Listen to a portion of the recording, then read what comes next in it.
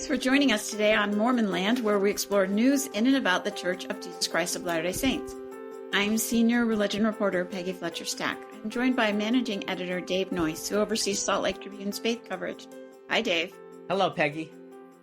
We remind our listeners about another way to support Mormon Land is to go to patreon.com, where with a small donation, you can access all the Tribune's faith coverage, ad-free podcast episodes, and the full Mormon Land newsletter.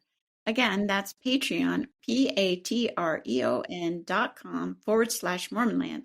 And if you haven't already, follow us on Instagram at mormon.land. Now for today's show. You ask members of the Church of Jesus Christ of Latter-day Saints if they know about the Three Nephites, chances are most will know the allusion. The story comes from the Book of Mormon in chapters where the risen Christ visits the Americas and chooses 12 apostles. Of those, 3 asked to linger in mortality until Jesus comes again, ministering to the people. And from the time when the book was first published, the Book of Scripture was first published until today, members have reported encounters with these shape-shifting strangers who seem to pop up randomly as a kind of angelic visitors sent to help people. For decades, William A. Bert Wilson, seen as the father of Mormon folklore, gathered these accounts into an archive at Brigham Young University. After he died in 2016, the collection went to one of his students, Julie Swallow, a teaching and learning consultant at the school. The collection now forms the nucleus of a new book, The Three Nephites, Saints, Service, and Supernatural Legend, from Swallow and co-authors Christopher Blythe, Eric Eliason, Jill Terry Rudy. Swallow joins us today virtually with Blythe, an assistant professor and folklore expert at BYU, who also is a co-host of a podcast, Angels and Seer Stones, on LDS folklore. They're here to discuss these stories, what they mean spiritually and communally, and why the Three Nephites continue to engage and entertain believers. Welcome to you both. Thanks for having us. Thank you so much. We're excited. Yeah. So let's start with you, Julie. Could you please tell us the story of the vanishing hitchhiker and its impact on Bert Wilson, and why you opened with that story? Oh, I opened with that story because it was probably one of the first Three Nephite stories that Bert himself had heard. He had been in a car with people he loved and trusted, and they told a story about someone who'd had an experience on a lonely highway where they decided to pick up a hitchhiker, and that hitchhiker rode with them for a while, spoke to them about the gospel, and then disappeared from the car. That was Bert's first encounter with that story. And then as he became, and he was moved by the story. He actually said, that certainly the setting where he heard it, the people he heard it from, and how they felt about the story and how he felt about them, it was a story that resonated with him. And it wasn't really until later in his life as a graduate student and as a folklore professor that he understood how many variants of that story there are, and began to look at them from a more academic perspective. So we're going to get into some of the Three Nephite stories, of course, and the different variations there. And the stories are fascinating, entertaining, intriguing. But Chris, what do these stories say about the people who tell them, and why is that important? Yeah. There's a couple different reasons why people might tell them. But when someone tells a sincere Three Nephite story, that is, they're sharing it out of their belief. It's usually to present a worldview that even Latter-day Saints don't always directly speak about, which is the divine in everyday lives.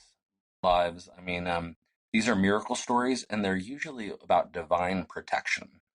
So Bert Wilson was famous for saying, just because something didn't actually happen doesn't mean it's not true. And I believe some Three Nephite stories. I really think these guys exist, but that truth that a Latter-day Saints is trying to express, that there's a divine hand and a divine eye on our lives. Mm-hmm.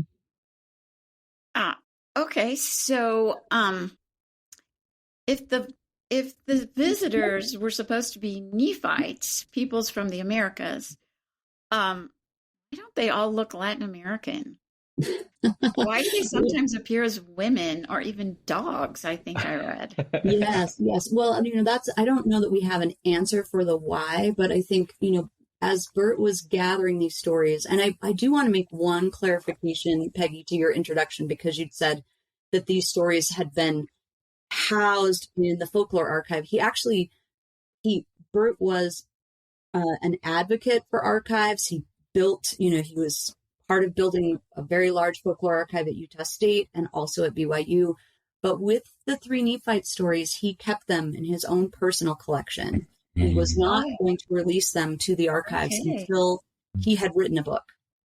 And, when I started working with him as a graduate student back before we have so many amazing ways to enter information into computers, we were going kind of story by story. Each story would get a worksheet, and you would fill out this very long worksheet about each story. And then as Bert started to see a detail that was starting to come up, he'd add that detail to the worksheet, and then we'd start again with the first story and fill that worksheet again out for each story. Because he really wanted to create some data visualization about these stories, and something that he suspected already before we could really create data visualization is that there's absolutely no consistency about the way that Three Nephites look. There is some consistency about how they look in story cycles.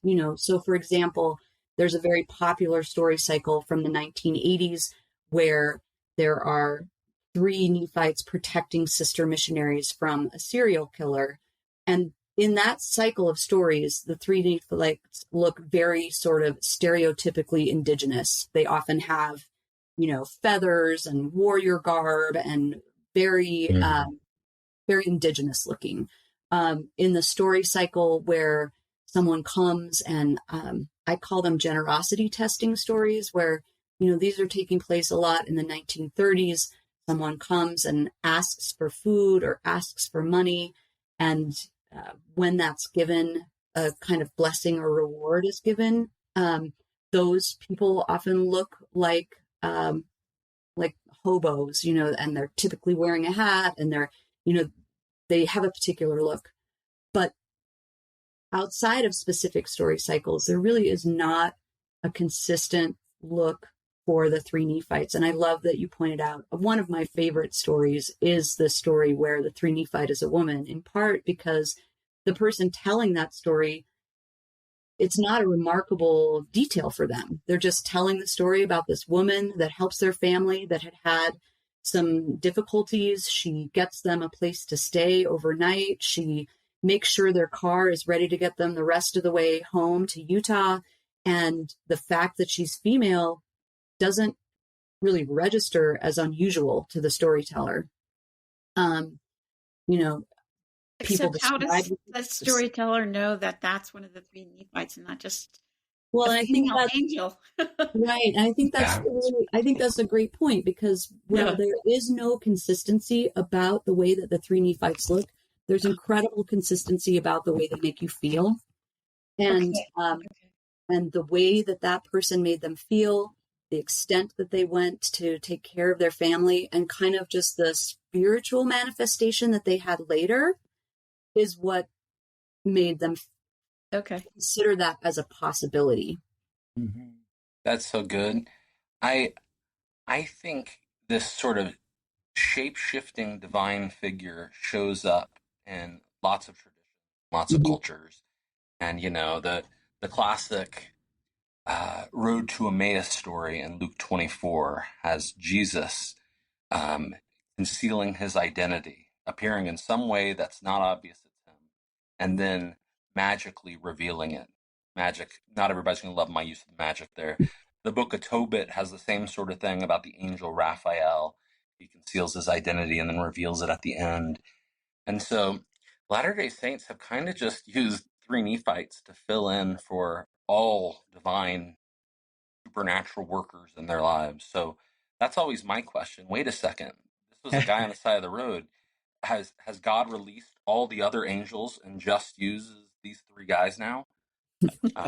And from folklore, sometimes you might think that's the case. And for Mormons, it might be together with John, right? Yeah, Right? yeah. So, Julie, I was wondering if you could just explain the 5 categories you have put these stories in, and maybe each of you could share a favorite story for each. Sure.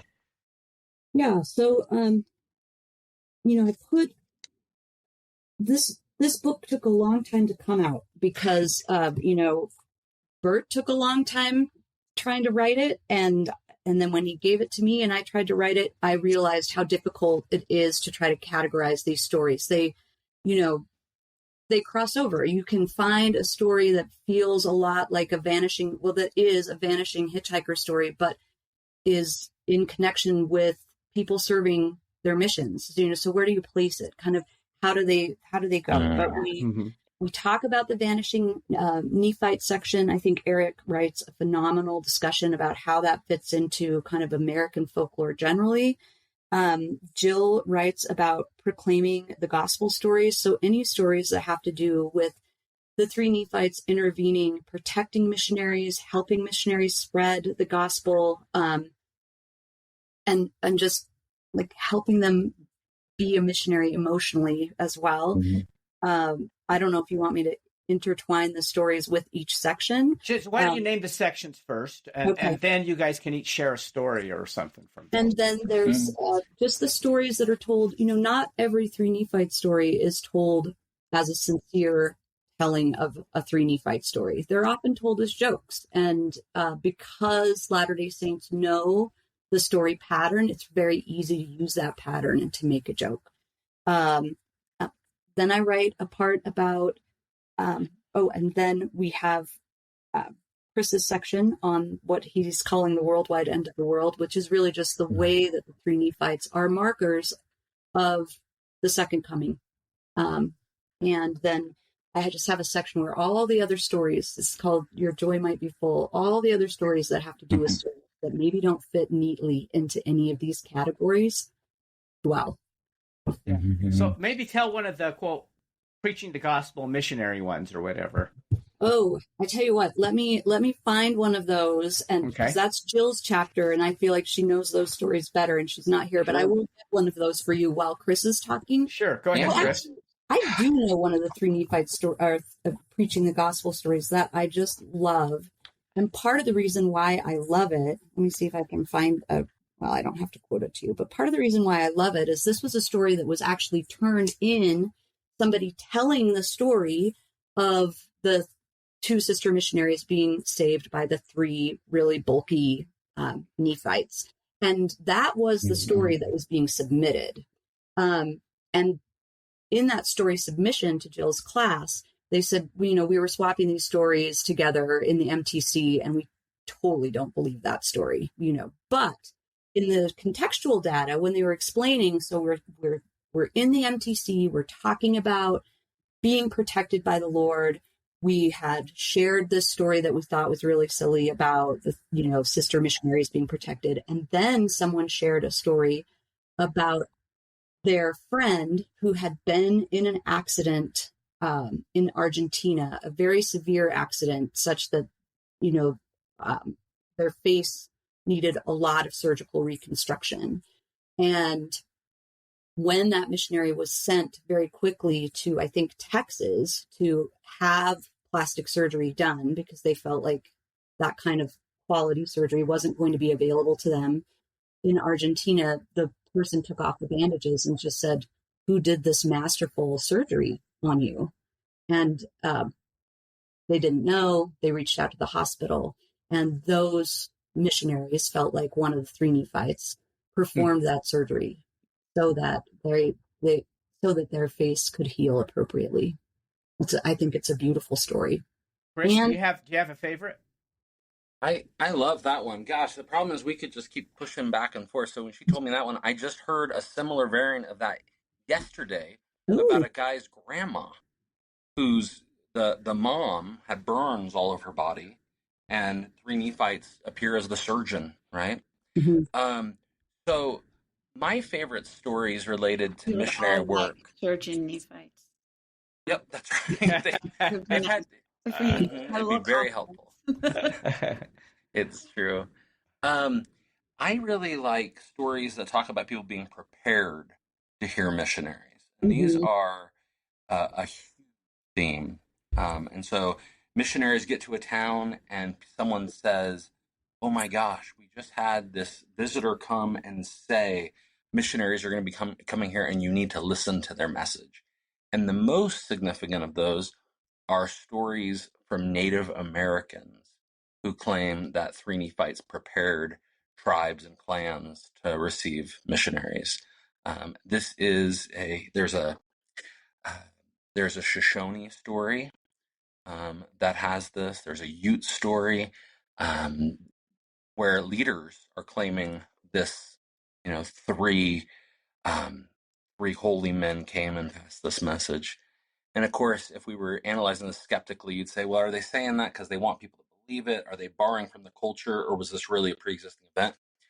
As a folklorist, Julie and I don't care, but those are the essential story that's passed. The Three Nephites prepare people to hear missionaries. Is there one that's just fun and entertaining? Oh, most As a joke. yes. Well, as a joke, kind of. You talked about the hijinks kind of thing. Yeah. One of the joke stories I really like is, it's theoretic. It happened to the person. They were a sealer, I believe, in the LA temple, and they had stepped out kind of onto some sort of outdoor second floor balcony to get a breath of fresh air, and the door locked behind them. And so they were waving to people. That person was waving to people as they were coming in to try to get somebody's attention, to get him back into the building. And then over the course of the day, multiple people remarked that they saw one of the Three Nephites as they were entering the temple that day. I love that. So Julie, and maybe Chris too, how do these stories help represent or reinforce Latter-day Saint daily practices? That's such Julie's got this. That's such a good question, and it actually goes toward the reason why Bert struggled with publishing this book in his lifetime. In that, he worried that if the only thing people knew about Latter-day Saints who are not Latter-day Saints is the Three Nephites stories, which a lot of people, that is the only thing they know. These stories are very, very notable in folklore circles. So any folklorist you talk to will know that there's this story cycle within Latter-day Saint culture. And he was worried that if the only thing you knew about Latter-day Saints was that there are these stories that circulate, that there are that people believe that if there's a problem, that divine intervention will appear and will fix that problem. In fact, he often said, that Latter-day Saints believe that an angel will pop out from behind a cloud and fix your problem. And if that's the only thing that you know about Latter-day Saints, you really don't know Latter-day Saints, because that is not how we, as a people, think about interacting with the divine. We typically tend to talk about divine experience in terms of another person acting on a spiritual prompting, and that is the way a miracle is manifest for a Latter-day Saint. But these stories do exist, and they are told. If you read a whole book of these stories, you might think they're told just all the time, but they're really not. They're often told in private settings, or if it's sacred, or, if it's not sacred, then, at a party or wherever, but they're not told all the time. Really, the stories that are told all the time are stories of service that Latter-day Saints render to one another, and the way that functions as a form of miracle. And so Bert really wanted to make sure that these stories were published, but that there was some academic correction, and have an equally large collection of stories about the service that Latter-day Saints render to one another, and the way they perceive that as a kind of miracle in their lives. And that's what I'm working on now. So I don't know if I fully answered your question, but yes, I mean, the stories do indicate that Latter-day Saints believe that there is a loving God who will intervene in their lives, and sometimes that intervention is supernatural. And sometimes that intervention comes because your neighbor said a prayer and had a prompting, which is also a kind of supernatural experience. Chris, you have any thoughts on that? Yeah, saint stories like the Three Nephites stories, but also throughout traditions, are often emphasizing just this really classic universal virtue, which is hospitality. Mm-hmm. And so you'll see, guys, don't pick up hitchhikers. But hitchhiking in the 1950s, when the story started, was a new thing in America, and people did it, and people weren't getting in trouble for it. And so it gave us that. Many of the stories are variants of the story of Elijah and, the widow of Nun, is that her name? Who gives the last bit of oil and flour she has to this mysterious prophet. And then she's rewarded with more food, even though she thought she was just going to starve. And so Three Nephite stories often pick up right like that. People are hospitable to someone. They don't know their identity. They don't know this is a Three Nephite, but they're tested. And then they do what they're supposed to do, and they feel this sense of reward. And so it reminds us that classic Christian value that Paul puts out, which is, you never know when you're going to be entertaining angels, right? Okay, so I saw this chart that said that the help these visitors offered changed over time in different historic periods. There was different kinds of help. Obviously, hitchhiking was not around in the 19th century or early 20th century, etc. Chris or Julie, can you tell how they changed over time? The kinds of help that the three offered? The type of help that people are receiving, it really has to do with, and that's looking at what are the most popular story cycles at a particular moment in time. Yeah. And what you can see is that the story cycles map onto what's going on in that moment of time. So in the 1920s and 1930s, when there is all this economic upheaval, you do have the most popular stories are these kind of generosity testing stories. And that lines up with what are the concerns of people at that time? Well, people have real economic concerns at that time. And then the 1950s, with the rise of cars and highways, that is when you really see this spike in the hitchhiking stories. And often those stories between the 50s, and 70s, often those stories also have a component of encouraging food storage, which again tracks with this sort of feeling like we're facing nuclear destruction, and the church has really been encouraging people to get a 2-year supply. And so you'll see those two things map. In the 80s, the most popular story cycle was the protection of sister missionaries. And again, that maps because that's when you start to see a real rise of more women entering into missionary service. And that's also when you are seeing real things going on in the news about serial killers like Ted Bundy. That is very much top of mind for both women and parents who are thinking about sending their daughters into the world where there are such things as serial killers. And so that story maps exactly onto what would be top concerns at the time. So go ahead, Chris. Oh, I was agreeing that one of the fun things about it, so 1970s is really when we see these food storage stories really climb. And the greatest thing about this is the church is pushing 1 year's supply, but the folklore stories always say 2 years supply.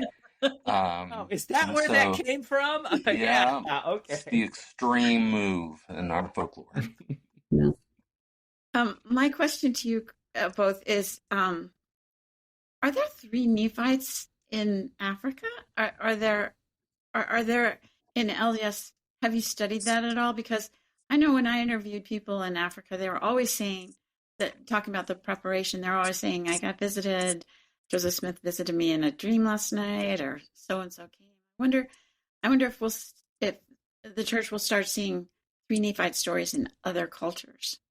That is, we have the story collection we have is really the bulk of it is from Bert making a concerted effort to invite his students, whether at Utah State or at BYU, to gather these stories. And so, as you can imagine, where they're doing the collecting limits what's in the collection. But I really do like the maps at the end of the book that show you where these stories are taking place. And for the most part, even though they're mostly collected in the Intermountain West, the stories are taking place all over the world. Missionaries? But it would be, yes, and in part because of missionaries. But we do think it's important for this research to start collecting those stories in different countries. Wouldn't that be so great? I'm going to go on Facebook today and find us some African stories. What we found, this was the initial William A. Wilson question. He goes off to graduate school in Indiana, and he thinks he's going to study the Kalevala, the Finnish saga. And his professor has been writing about Three Nephites, and he's made the claim, this is Richard Dorson, really big name in folklore in general. He's made the claim that Nephite stories are only in the Rocky Mountains, that they don't travel with people. And Bert Wilson shows, as Julie said, he had this experience in this car, and he heard the stories in Indiana. And so he said, nope, that's nonsense. And his claim is that they appear wherever Latter-day Saints appear. And so I think we'll find them. I think we'll find them in Africa. I think in Africa, sometimes they'll be black. I did an AI video the other day with a black Three Nephite, and I thought, well, this works. There's nothing about it that doesn't work. So, it doesn't matter what they look like then. Yeah, that's right. I gave a presentation about the Three Nephites to the religious education department at BYU, and one of the faculty members who's from Latin America said, oh my goodness, I've heard all of these stories growing up where he grew up.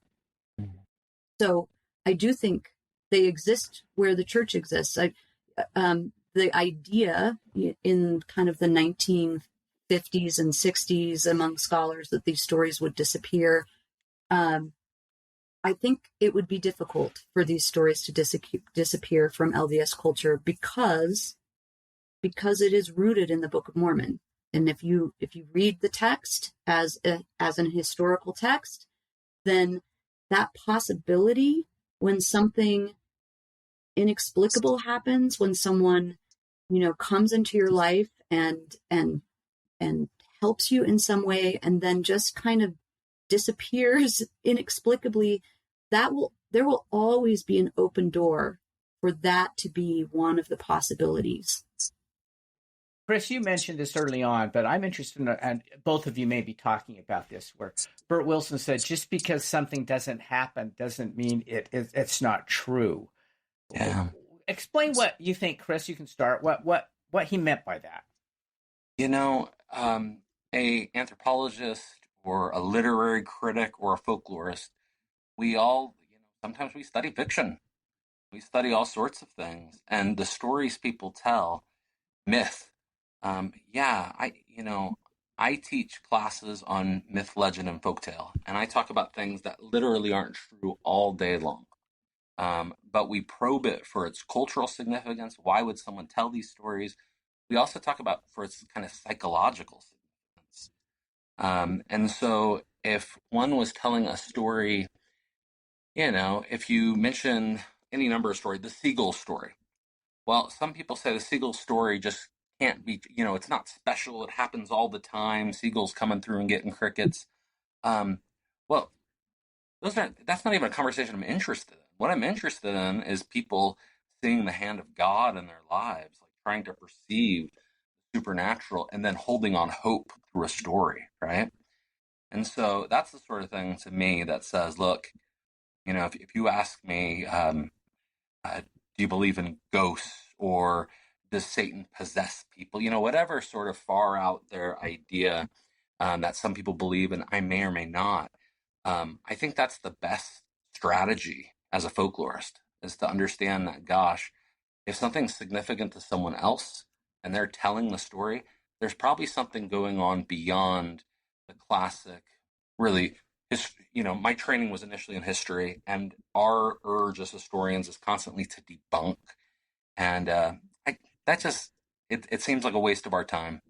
Right. And when Bert talked about that, he would always talk about, stories persist because they function. And so when you're looking at sort of stories about the three Nephites that are not being told from a first person perspective. For example, the story where the sister missionaries are protected from the serial killer, when you look at where people heard that story and how that story made them feel, there's actually one of the stories in the collection.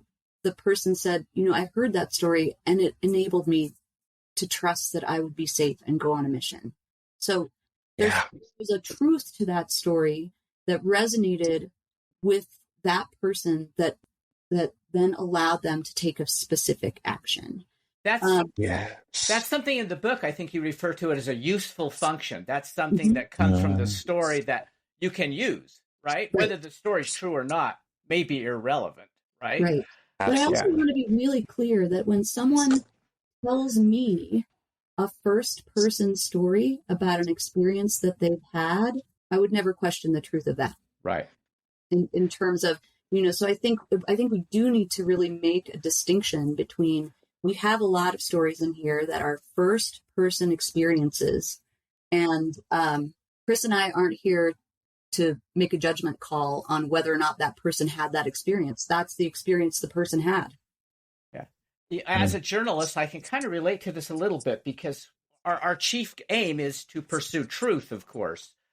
And sometimes we'll write a story and we'll say, the story's completely accurate, but is it true? Sometimes those aren't the same thing, right?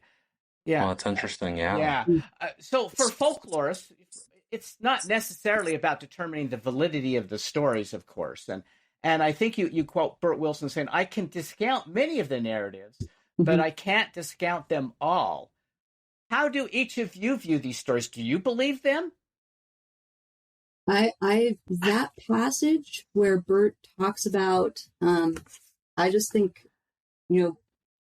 Bert was such a beautiful writer and such a wonderful human being. And that passage that you reference, I'm going to quote it. It's a little bit long, but I just think it's beautiful. And for me, it's an absolute representation of how I have come to feel as well.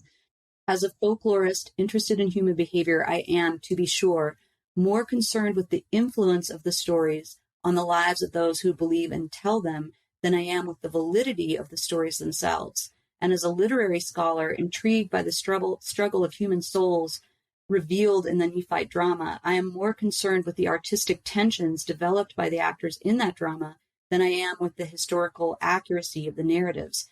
But as a Latter-day Saint who believes in the Book of Mormon, I also believe that the three Nephites may do what the Book of Mormon says they can do. Having read hundreds of Nephite accounts and having compared them with each other, with Mormon folklore in general, and with supernatural legends outside of Mormon tradition, I can discount many of the narratives, but I cannot discount them all. And, I have had exactly the same experience. I think I've read the over 1,600 stories in this collection at least 4 times. And there are some that when I read them, I just, this is just one of 100 different stories that are very, very similar.